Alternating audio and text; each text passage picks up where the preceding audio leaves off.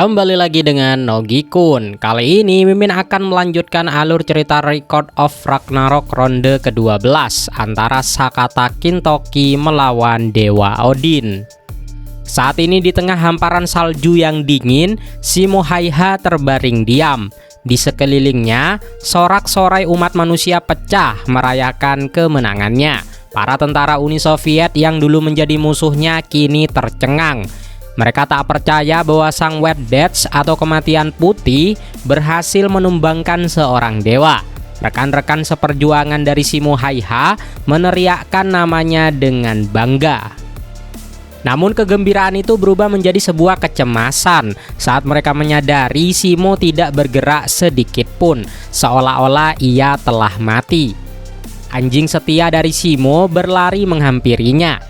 Awalnya anjing itu tampak sedih melihat kondisi dari tuannya, tetapi kemudian ia mulai menjilati wajah Shimo dengan gembira. Merasakan jilatan itu, Shimo akhirnya tertawa. Ia menenangkan sahabat kecilnya itu dan berkata bahwa ia baik-baik saja, sebelum akhirnya tim medis datang dan membawa Shimo Haiha pergi. Sementara itu suasana di kubu para dewa hening mencekam. Forseti tak percaya dengan nasib yang baru saja menimpa sahabatnya, Loki.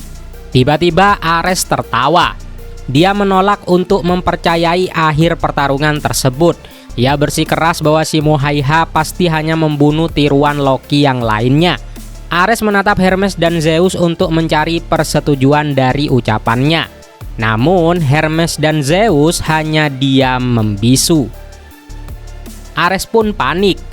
Dia berteriak bahwa penipu licik seperti Loki yang hidupnya penuh dengan lelucon tidak mungkin mati konyol seperti itu.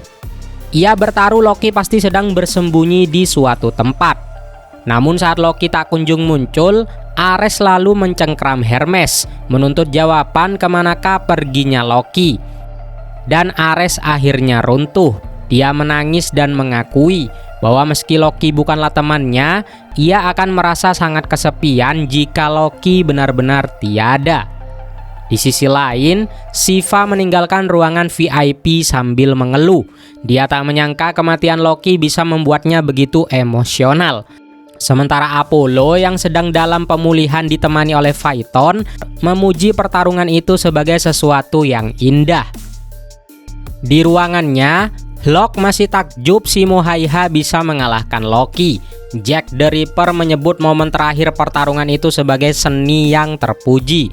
Locke pun bingung bagaimana Shimo Haiha bisa tetap tenang dan menembak Loki yang asli di antara banyaknya tipuan. Jack mengungkapkan rahasianya, yaitu sebuah kepedihan hati. Melalui mata kanannya, Jack the Ripper melihat emosi Shimo hampir tak pernah goyah sepanjang pertarungan tadi. Namun Jack melihat Shimo hanya goyah 2 kali saja, yaitu saat menembak tiruan Herakles dan saat menembak Loki yang asli. Jack the Ripper menyimpulkan bahwa setiap kali Shimo mencabut nyawa makhluk hidup, ia merasakan sakit fisik di dalam hatinya. Sebaliknya, saat menembak tiruan yang kosong, ia tidak merasakan apa-apa. Itulah cara Shimo Haiha membedakan manakah Loki yang asli dan yang palsu. Locke lalu bertanya soal trik burung yang dipakai oleh Loki. Bagaimana Shimo Haiha tahu Loki bertukar tempat dengan burung itu? Jack menduga itu karena cinta mendalam Shimo kepada hutan Finlandia. Saat Shimo melihat pergerakan burung yang tidak wajar, warna emosinya berubah menjadi sebuah keraguan. Tanda ia sadar bahwa burung itu adalah trik milik Loki. Dengan wajah sedih, Locke bertanya, warna apa yang Loki pancarkan di akhir hayatnya? Jack menjawab bahwa Loki terlihat sangat indah. Di detik terakhirnya, Loki memancarkan sebuah warna, yaitu cinta gila yang paling murni dan tanpa noda. Di ruangan Thor, sang dewa petir duduk dalam diam saat layar pertarungan mati. Palu Mjolnir miliknya berdenyut pelan, seolah merasakan kesedihan yang sama dengan tuannya. Buddha lalu memuji kegigihan dari Loki. Lalu dia melirik Brunhilde yang terdiam. Buddha berkomentar bahwa Brunhilde dan Loki sebenarnya sangat mirip, membuat langkah Valkyrie itu terhenti sejenak sebelum pergi. Di ruang memorial, Brunhilde berjalan di antara hologram para petarung yang telah gugur. Ia berhenti di depan hologram Loki. Dengan air mata yang mengalir, Brunhilde berkata, ia kini mengerti apa yang Loki lakukan kepadanya dan Siegfried. Demi Brunhilde, wanita yang dicintainya, Loki rela menjadi seorang badut. Saat itu Brunhilde memahami rasa sakit dan kebahagiaan dari Loki. Lalu dia menutup hologram itu sambil tersenyum sedih, berjanji tidak akan meminta maaf sampai semua ini berakhir. Di Helheim, tepatnya di Tartarus, Gol melihat ponselnya dan kaget bahwa Simo Häyhä memenangkan ronde ke-11. Umat manusia kini punya 6 kemenangan. Hanya butuh 1 lagi untuk selamat dari Ragnarok. Nostradamus mengejek Loki yang akhirnya mati dan musnah ke Niflheim. Dia menduga Siegfried pasti senang jika Loki telah mati. Namun Siegfried justru meneteskan air mata. Meski dia membenci Loki, ia tidak pernah mendoakan hal buruk kepada siapapun, bahkan kepada musuhnya sendiri untuk lenyap ke Niflheim. Siegfried lebih khawatir kepada beban perasaan Brunhilde yang harus membunuh teman lamanya sendiri. Nostradamus mengingatkan bahwa rencana Odin kini di ujung tanduk. 1 langkah salah lagi maka para dewa akan kalah. Brunhilde menyeka air matanya dan keluar dari ruang memorial. Tiba-tiba lorong bergetar hebat. Lantai, dinding, dan langit-langit retak di setiap langkah Odin yang mendekat. Dengan tekanan aura yang mengerikan, Odin bertanya apakah tujuan Brunhilde sebenarnya. Meski tertekan oleh aura dahsyat dari Odin, Brunhilde menyeringai. Ia berdiri tegak menantang Odin dan mendeklarasikan tujuan aslinya. Tujuanku adalah untuk membunuhmu. Brunhilde menatap 3 kandidat manusia yang akan bertanding atau Einherjar yang tersisa. Dengan kemenangan Simo Häyhä, umat manusia kini telah mengantongi 6 kemenangan. Hanya 1 langkah lagi menuju keselamatan. Ia menyatakan bahwa lawan berikutnya adalah Odin. Ingatan Brunhilde pun melayang kembali ke pertemuan konfrontatif mereka sebelumnya. Saat itu Odin bertanya dengan nada meremehkan, apakah kau seorang Valkyrie rendahan benar-benar berniat membunuhku hanya karena hal sepele seperti cinta? Ketika Brunhilde membenarkan hal itu, Odin tertawa tepat di depan wajahnya, menyebut Brunhilde benar-benar sudah gila. Odin kemudian menegaskan bahwa Siegfried adalah miliknya. Ia mengungkapkan takdir kejam kekasih Brunhilde itu. Siegfried harus mati untuk menjadi wadah bagi kebangkitan dewa primordial. Melihat Brunhilde tidak terkejut, Odin menyadari wanita itu sudah mengetahuinya. Tanpa peduli siapakah yang membocorkannya, Odin berbalik pergi sambil berkata, hasratku tak bisa dibendung lagi. Brunhilde menuntut jawaban, mengapa Odin rela mengorbankan Siegfried dan seluruh umat manusia demi membangkitkan dewa primordial? Apakah tujuan sebenarnya? Dan apakah itu untuk menguasai Valhalla sepenuhnya? Odin menjawab dengan dingin, salah. Aku akan menghancurkan semuanya. Valhalla, Helheim, dan Midgard. Aku akan memusnahkan segalanya. Itulah satu-satunya keinginanku sekarang. Brunhilde kaget. Lalu Odin menambahkan bahwa ia sendiri yang akan turun bertarung selanjutnya. Kekalahan Loki adalah gangguan yang tak terduga dalam rencananya. Mari kita lihat siapakah yang akan menang pada akhirnya, tantang Odin. Hasratku atau kegilaanmu?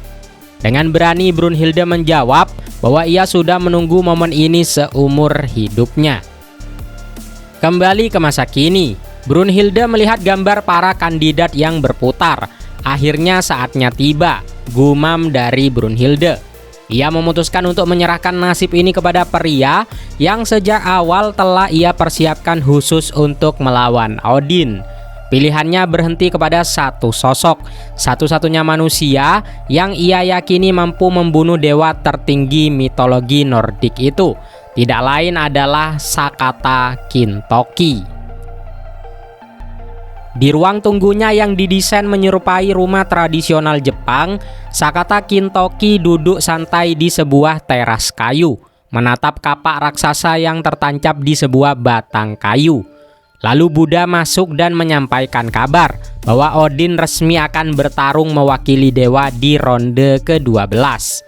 Melihat Kintoki tidak bereaksi berlebihan, Buddha mencoba mencairkan suasana dengan sebuah cerita.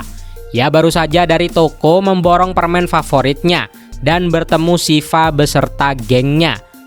Shiva sempat menyindir Buddha yang berbelanja permen, padahal ajarannya ialah tentang melepaskan hasrat duniawi. Karena mereka begitu berisik, Buddha menjawab dengan santai.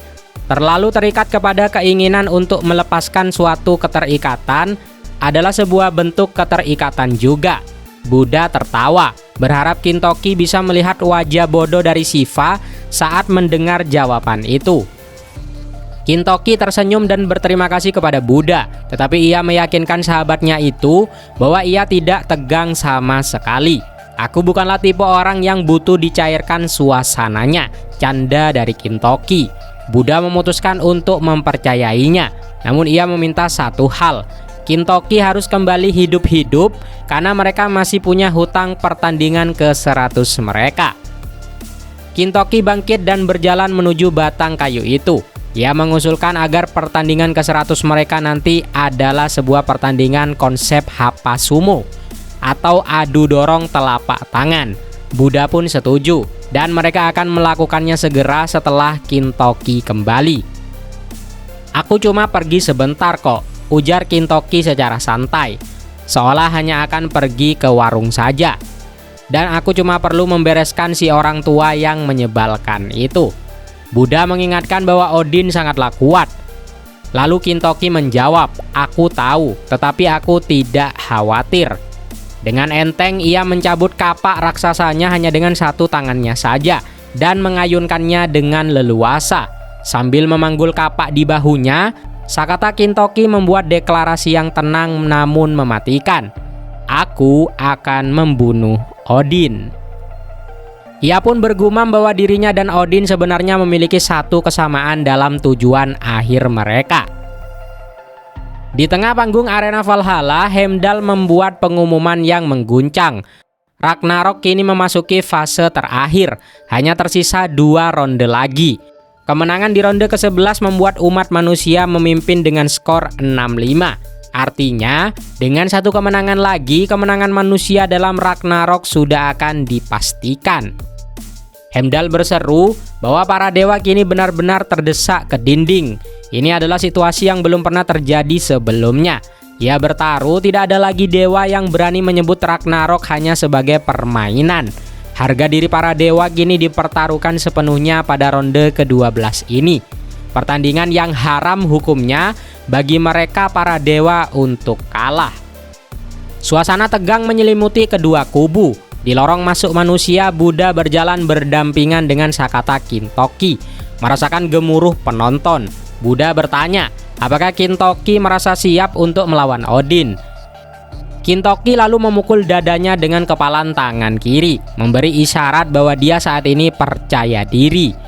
Namun sedetik kemudian ia tertawa lepas dan berkata, jujur, aku sama sekali tidak tahu bakal gimana nantinya. Jawaban itu membuat Buddha terkejut, namun Kintoki segera bersumpah, apapun yang terjadi, aku pasti akan menang. Lalu Buddha tertawa. Dia merasa tenang karena kata-kata misterius itu keluar dari mulut Sakata Kintoki. Tiba-tiba Buddha menunjuk ke depan. Sepertinya kau punya satu alasan lagi untuk tidak boleh kalah. Menunggu di depan mereka adalah para pendukung setia dari para Einherjar yang telah gugur. Kintoki tertegun. Lalu dia berkata, apa yang kalian lakukan di sini? Edison maju lalu mewakili para ilmuwan dan meminta Sakata Kintoki mengelurkan tangannya.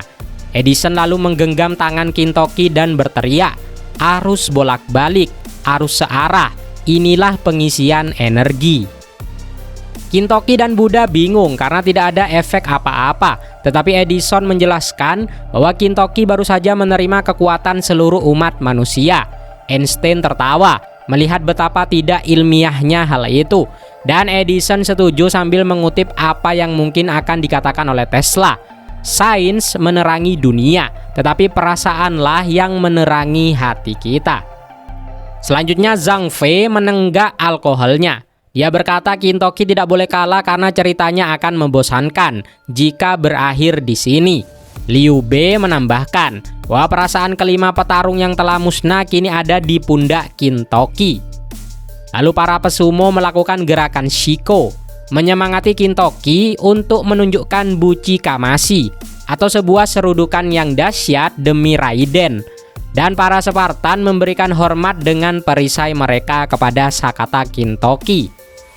Cain meninju pelan dada Kintoki. Dia berkata, kirim dewa itu terbang demi kami. Lalu Kintoki menggaruk kepalanya. Aku sebenarnya tidak terlalu jago.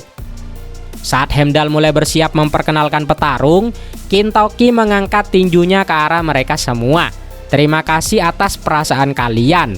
Aku berjanji akan memikulnya. Saat ini di arena Heimdall berteriak lantang. Apakah dia manusia atau yokai? Dahulu kala ada seorang anak yang dibesarkan oleh Yamanba atau seorang penyihir gunung. Dia bergulat dengan beruang saat balita, dan saat dewasa dia memenggal sang raja iblis, Suten Doji. Dengan kekuatan super dan kapak tempurnya, dia adalah pembasmi iblis terhebat periode Heian. Dia adalah si anak emas, kesayangan rakyat, Kintaro. Kali ini dia bukan membasmi iblis, tetapi membunuh dewa. Perwakilan ke-12 umat manusia adalah Sakata Kintoki. Kintoki berdiri gagah di arena.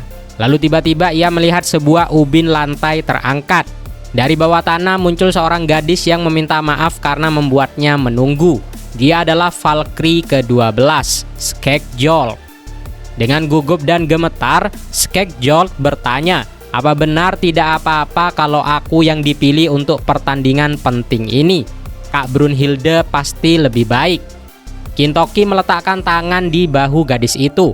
Justru tidak bisa kalau itu bukan kamu. Mohon bantuannya ya, Skekjol. Wajah Skekjol berbinar dan mereka pun melakukan Volunder. Menyaksikan dari jauh, Brunhilde terkesan. Kintoki bisa membuka hati Skekjol yang super introvert dalam sekejap saja. Dia memang pria paling dicintai dalam sejarah manusia, ucap Brunhilde. Zeus tiba-tiba muncul di samping Brunhilde, menggodanya karena terlihat sangat bersemangat. Zeus bertanya apakah Brunhilde benar-benar yakin bisa menang melawan Odin, sang dewa tertinggi.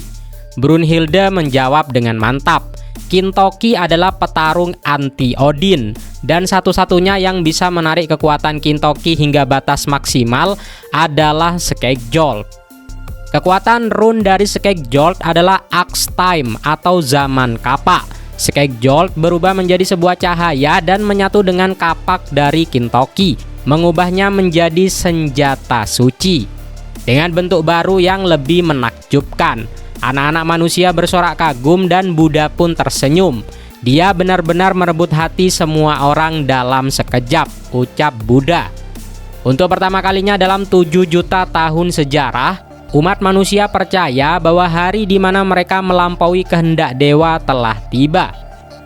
Namun tepat saat harapan itu membumbung tinggi, seluruh manusia di arena termasuk Kintoki dan Brunhilde merasakan tekanan berat yang tiba-tiba menindih tubuh mereka. Beberapa manusia bahkan kesulitan bernafas. Pandangan mereka tertuju kepada aura hitam pekat di langit. Keringat dingin mengucur di wajah Buddha. Brunhilde pun menggertakkan giginya. Dari dalam masa hitam itu, Odin muncul dengan 2 pasang sayap malaikat di punggungnya. Perlahan dia turun membawa hawa kematian yang mencekik. Ketidakpercayaan melanda kubu para dewa. Sosok yang turun dari langit itu memancarkan tekanan yang begitu mengerikan hingga Heimdall gemetar hebat bahkan sebelum kakinya menyentuh tanah. Meskipun rasanya ingin segera kabur dari sana, Heimdall meneguhkan hatinya. Ia memerintahkan penonton untuk menatap sosok agung yang telah tiba. Dialah yang menguasai perang dan kematian. Dia yang mengetahui segalanya. Tidak ada rahasia yang tersembunyi darinya. Dan seluruh dewa gemetar di hadapannya. Sang dewa tertinggi Valhalla, Midgard, dan Helheim. Saat Heimdall berteriak, para dewa Nordik termasuk Forseti menangkupkan tangan mereka dalam doa, berlutut dan merapal satu nama berulang kali bagaikan sebuah mantra. Odin, Odin. Heimdall mengungkapkan bahwa dewa ini menyandang lebih dari 200 nama dan gelar. Yang pertama adalah Har, yang maha tinggi, lalu Alfadir, bapak segalanya, lalu Grimnir, yang bertudung. Selanjutnya Ygr, yang mengerikan, dan Runatir, yaitu Dewa Run. Konon apapun yang menghadapi ujung tombak yang dipegangnya pasti akan musnah. Dengan tombak iblis legendaris yaitu Gungnir, ia menyapu medan perang yang penuh sesak seolah-olah tempat itu hanyalah tanah tandus yang tak bertuan. Saat dewa itu akhirnya mendarat di arena, 4 sayap di punggungnya terlepas dan berubah kembali menjadi Hugin dan Munin. Kedua gagak itu langsung mencemooh manusia-manusia bodoh yang berani menantang dewa dan menyuruh mereka memohon ampun kepada Odin. Odin kemudian melepaskan jubahnya. Di balik penutup mata yang selama ini ia kenakan, mata kirinya perlahan terbuka, membuat penutup mata itu hancur dan lenyap. Seketika aura dahsyat menyebar ke seluruh tubuhnya. Wujud tua rentanya berubah drastis menjadi sosok yang jauh lebih muda, kekar, dan gagah, dengan pakaian yang berganti menjadi baju zirah tempur secara lengkap. Heimdall mengumumkan dengan suara bergetar, perwakilan ke-12 para dewa ialah dewa perang terkuat di Valhalla, Odin. Umat manusia awalnya terkejut melihat perubahan fisik dari Odin, namun rasa kaget itu segera berganti menjadi sebuah teror.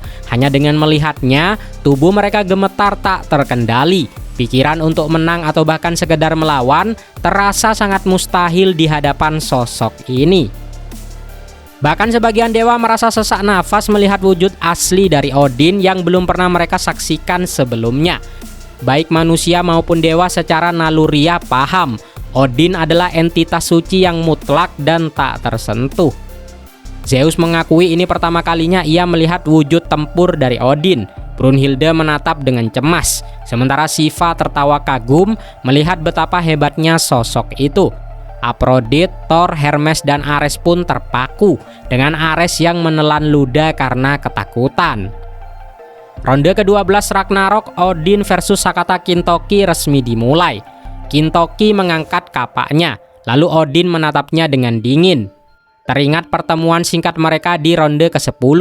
Bagi Odin, Kintoki hanyalah sebuah serangga, sekedar kacung atau suruhan dari Buddha. Namun ia mengakui Brunhilde cukup lancang untuk memilih Sakata Kintoki.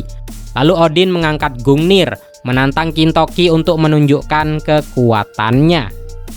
Mendengar gelar dewa tertinggi yang diteriakkan Heimdall, Kintoki hanya menyeringai, menganggap itu julukan yang terlalu berlebihan. "Aku tahu keputusasaanmu," ucap Kintoki tiba-tiba. Punggung tangan kanan Kintoki mulai bercahaya. Melihat simbol yang bersinar di sana, mata Odin pun membelalak. Ia mengenali rune atau kode itu. Wajah Odin berubah murka. "Benar," tegas Kintoki. "Aku juga mewarisi kehendak dari Golnir." Odin terperangah dan tak percaya dengan apa yang didengarnya. Kintoki lalu melanjutkan, ia memang tidak tahu apakah rencana Odin setelah membangkitkan dewa primordial nanti, tetapi ia mengumumkan satu hal dengan pasti. "Setiap tetes darah di nadiku memberitahuku bahwa aku harus menghentikanmu," ucap dari Kintoki. Penonton manusia terhipnotis oleh cahaya yang memancar dari lengan kanan Sakata Kintoki. Salah satu dari mereka bahkan berseru bahwa cahaya itu membuat Kintoki terlihat persis seperti seorang dewa. Aura terang menyelimuti tubuh dan senjata dari Kintoki, sementara ia terus menyeringai penuh dengan percaya diri. Odin kembali mengulangi perkataan Kintoki soal mewarisi kehendak dari Golnir dan mencemoohnya sebagai omong kosong. Kau pikir aku berbohong? Lihat saja sendiri, tantang dari Kintoki. Ia mengaktifkan jurus Golden Lightning Axe. Dari bilah kapaknya terpancar proyeksi energi berbentuk mata kapak raksasa yang terbuat dari cahaya murni. Kintoki maju dan mengayunkannya, namun Odin mundur tepat waktu sehingga serangan itu pun meleset. Saat Odin sedang menganalisa kekuatan itu, proyeksi raksasa tersebut menghilang. Ternyata cahaya itu kini dipadatkan tepat di tepi tajam bilah kapaknya. Kintoki melepaskan Furious Flash, mengayunkan kapak ke bawah dengan kecepatan kilat.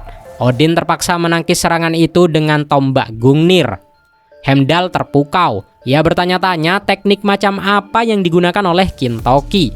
Kombinasi serangan secepat kilat yang bermandikan cahaya menyilaukan. Saat senjata mereka saling beradu dan terkunci, Kintoki dengan nada mengejek bertanya, "Apa kau mau melihat senjata siapa yang lebih besar?" tanya Kintoki. Namun Odin tidak menanggapi provokasi itu. Ia mulai menggumamkan sesuatu yang perlahan berubah menjadi mantra dalam bahasa Norse kuno dan membuat Kintoki bingung. Tiba-tiba kaki Kintoki terangkat dari tanah saat Odin menyelesaikan mantranya, yaitu Setjagalder Helvita. Tanpa disentuh secara fisik, Kintoki dihantam oleh kekuatan tak kasat mata dan terpental keras menabrak dinding arena. Anak-anak di tribun manusia menjerit khawatir, sementara para dewa justru ketakutan mendengar suara nyanyian mantra Odin yang mengerikan. Heimdall berteriak bahwa kedua petarung kini benar-benar serius dalam serangan dan pertahanan tingkat tinggi. Di tribun penonton, Kojiro Sasaki bertanya kepada Musashi Miyamoto dan Riz, teknik apa yang dipakai Odin hingga bisa melempar Kintoki tanpa menyentuhnya. Musashi menggeleng tidak tahu. Sama seperti ia tidak paham teknik cahaya yang dipakai Kintoki sebelumnya. Itu bukanlah sesuatu yang bisa dilakukan oleh manusia, ucap Musashi. Kojiro meralat bahwa apa yang dipakai Kintoki bukanlah sebuah teknik, melainkan semacam kekuatan yang murni. Keduanya lalu tertawa menyadari betapa gilanya pertarungan maut ini, membuat Riz kesal dengan santainya sikap mereka. Di arena, Kintoki perlahan bangkit kembali. Kekuatan yang menarik, ujar Kintoki sambil bertanya-tanya apa yang baru saja dilakukan oleh Odin. Sementara itu di ruang VIP, tubuh Zeus membesar karena amarah.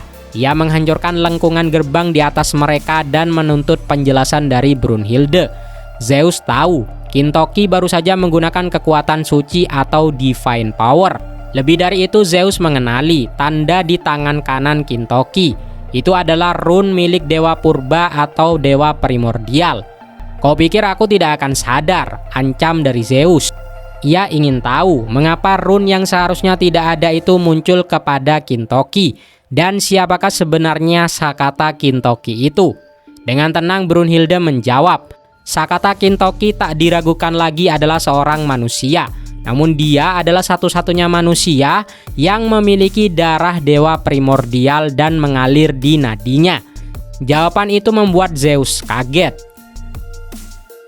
Kintoki melangkah maju, memuji Odin yang ternyata memang hebat sebagai dewa tertinggi.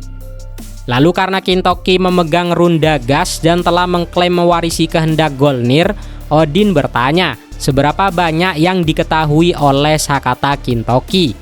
Kintoki menjawab, aku tahu semuanya. Ia lalu mengungkapkan fakta yang mengejutkan. Sakata Kintoki tahu bahwa Odin dulunya adalah dewa tanpa nama. Ia juga tahu tentang tragedi bangsa Golnir dan satu-satunya yang selamat dari kejadian itu. Para dewa mulai bingung dan belum pernah mendengar nama dari Golnir.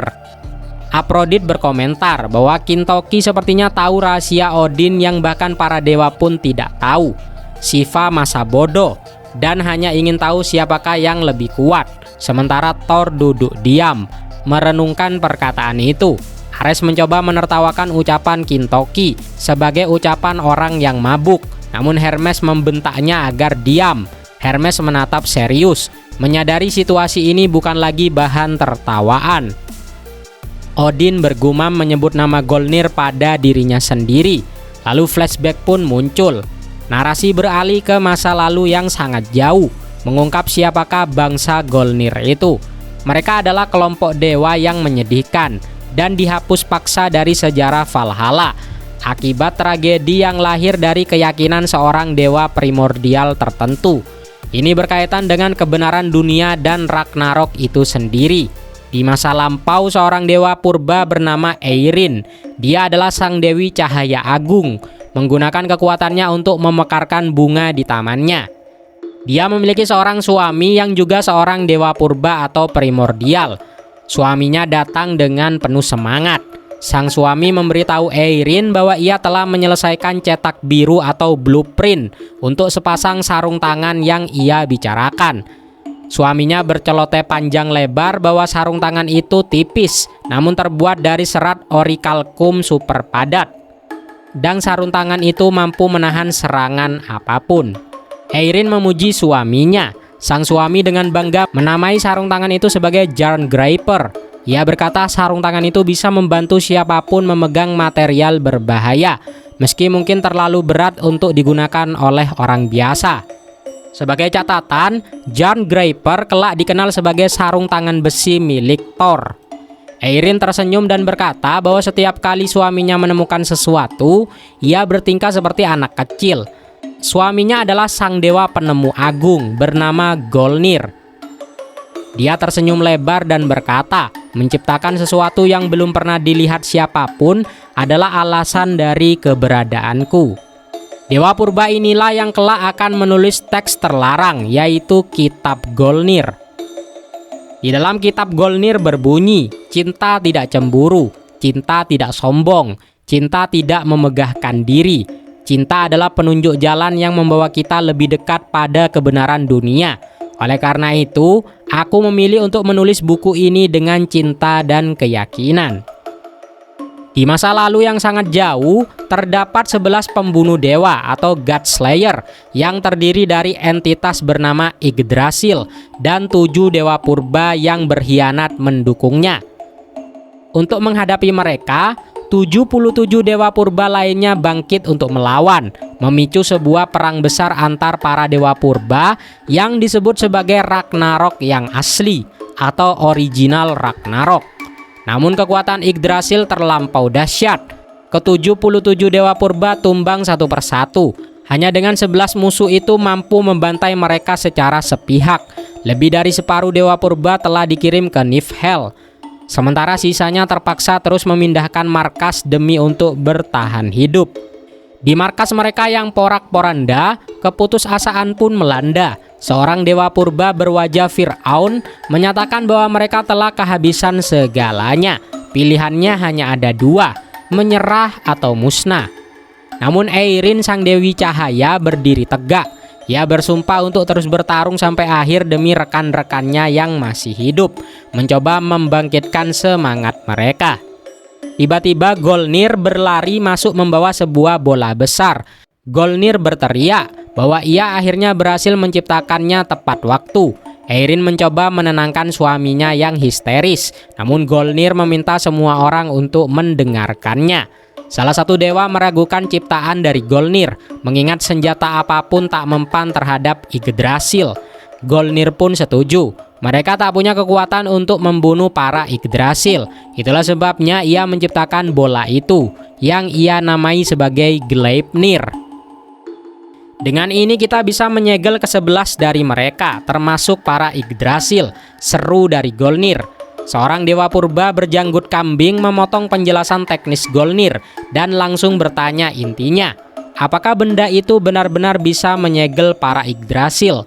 Golnir yakin bisa, tetapi ada satu kendala yang fatal. Segel itu menggunakan kekuatan hidup para penggunanya.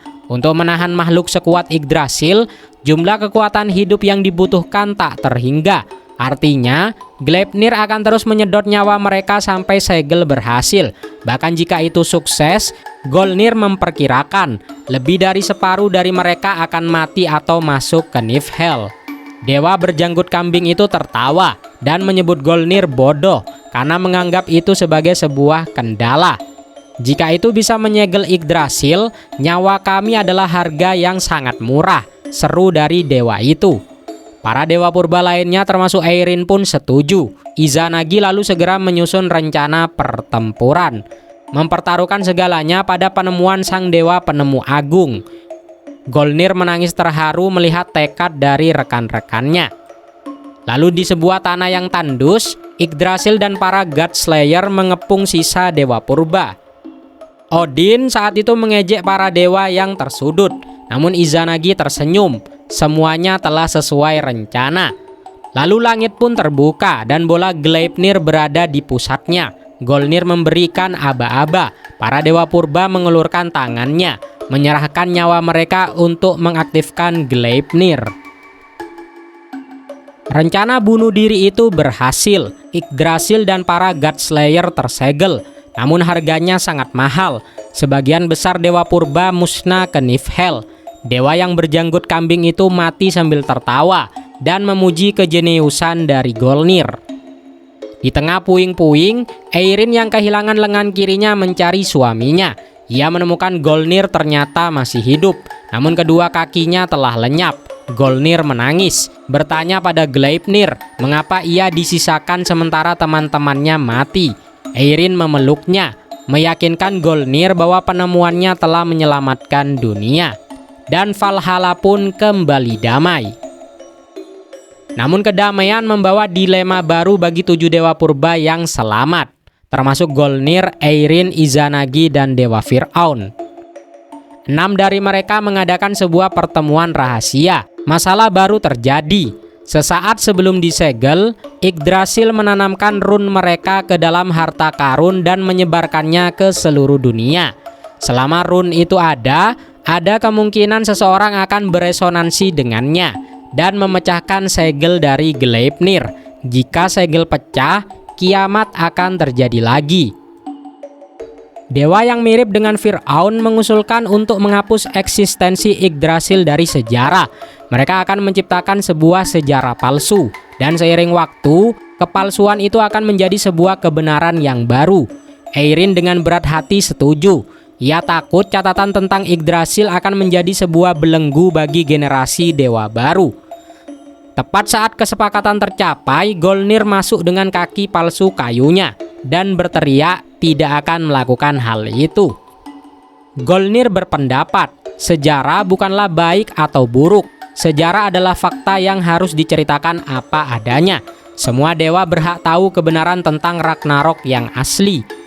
Namun istrinya Eirin membantah, mengatakan pengetahuan itu berbahaya karena bisa memicu seseorang yang jahat untuk membangkitkan Yggdrasil.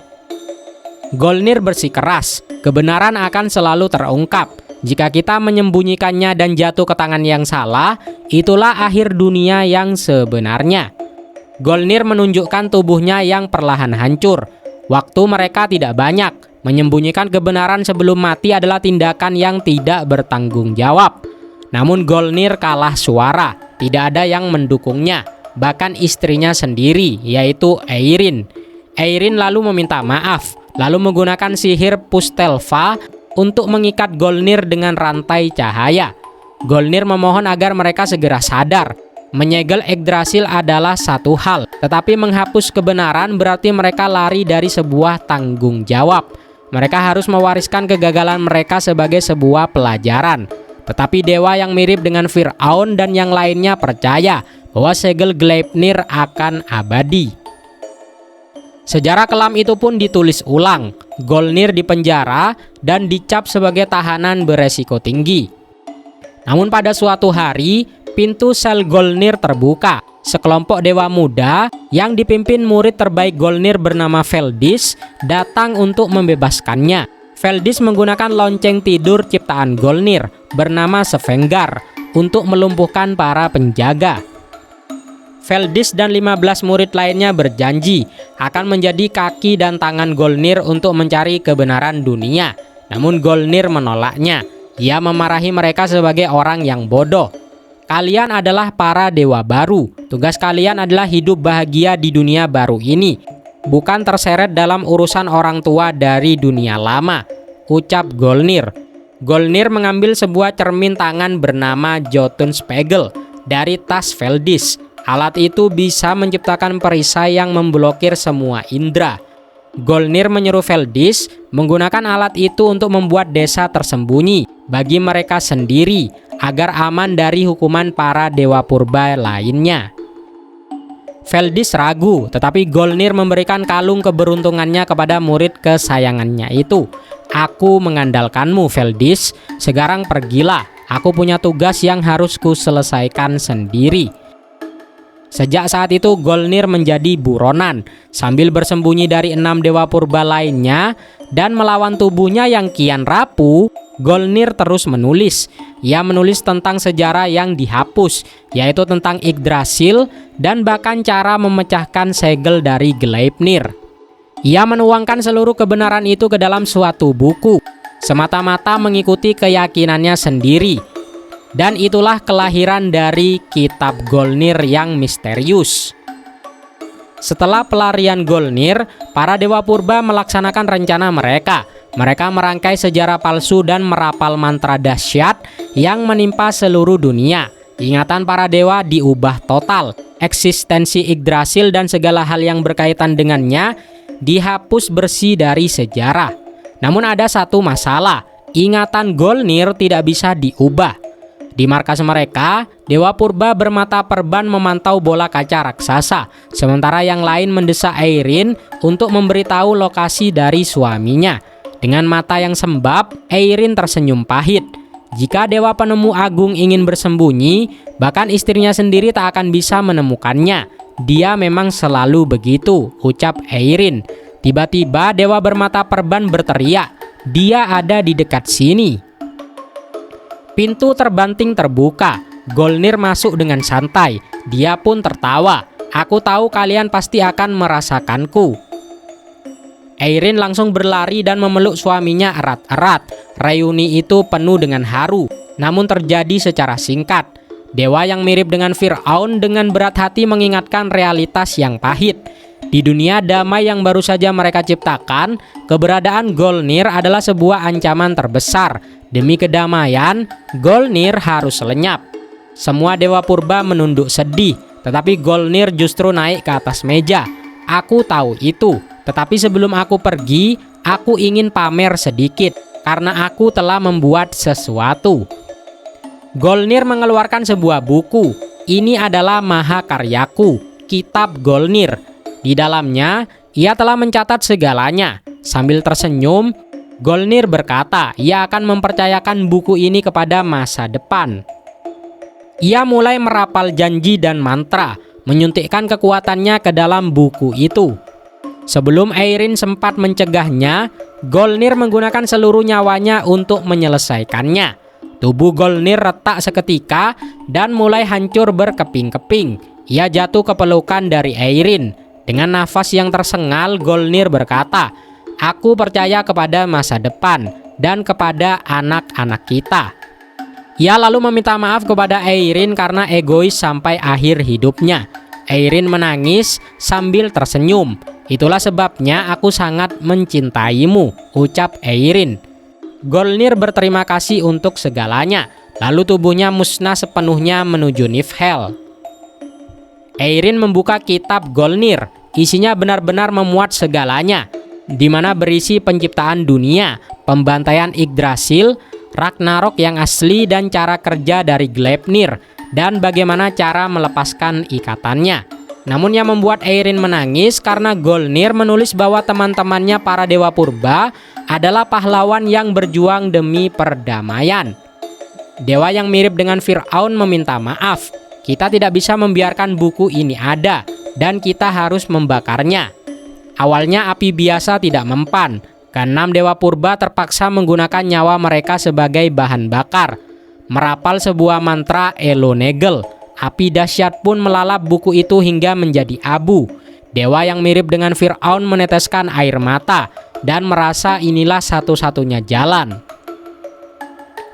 Tanpa mereka sadari, dari sisa abu buku yang hangus, sebuah aura berisi huruf-huruf rune melayang keluar dan pergi tanpa terdeteksi. Aura itu kelak akan merasuki sebuah buku kosong di perpustakaan di masa depan dan melahirkan kembali kitab Golnir. Selanjutnya di desa tersembunyi, lilin di kuil padam. Veldis dan murid-murid lainnya tahu guru mereka telah tiada. Veldis melarang mereka untuk menangis, namun air matanya sendiri tidak terbendung. Murid-murid lain ingin keluar dan menyebarkan kebenaran, tetapi Veldis mencegahnya. Golnir tidak ingin kita untuk bertarung, kita akan menunggu waktu yang tepat. Lalu mereka semua menamai diri mereka sebagai bangsa Golnir. Mereka hidup di dalam bayangan, mewariskan kebenaran secara lisan kepada para keturunan mereka, menunggu hari di mana dunia membutuhkan kebenaran itu. Di luar sana, sejarah palsu terus diajarkan. Generasi dewa baru tumbuh dengan keyakinan bahwa dunia diciptakan oleh pengorbanan para dewa primordial atau dewa purba, tanpa pernah tahu tentang Yggdrasil atau Golnir. Ribuan tahun pun berlalu, tirai tragedi baru mulai terangkat. Di desa bangsa Golnir, Veldis yang kini sudah sangat tua sedang duduk di kamarnya. Seorang bocah laki-laki mengetuk jendela, membawa satu tong minuman keras. "Aku bawakan yang biasa, kek," seru bocah itu. Veldis meminumnya dari tong itu dan tertawa senang. Ia pun mengacak-ngacak rambut bocah yang memberikannya minuman keras itu. Bocah itu bernama Velk. Lalu Veldis berkata, "Cuma kau sekutuku, Velk. Yang lain selalu melarangku untuk minum." Velk dengan mata yang berbinar meminta imbalan cerita. Dia berkata, "Ceritakan lagi soal Golnir. Dia kakek paling keren karena menciptakan Gleipnir dan menyelamatkan para dewa." Bocah lugu ini bernama Velk. Dia adalah dewa muda tanpa nama yang kelak akan dikenal sebagai Odin, dewa tertinggi panteon Nordik saat ini. Dan dari semua kesimpulan ini, akar dari segala tragedi di masa depan, ironisnya, bermula dari hati murni seorang bocah bernama Velk yang begitu mengagumi pahlawan yang dihapus dari sejarah.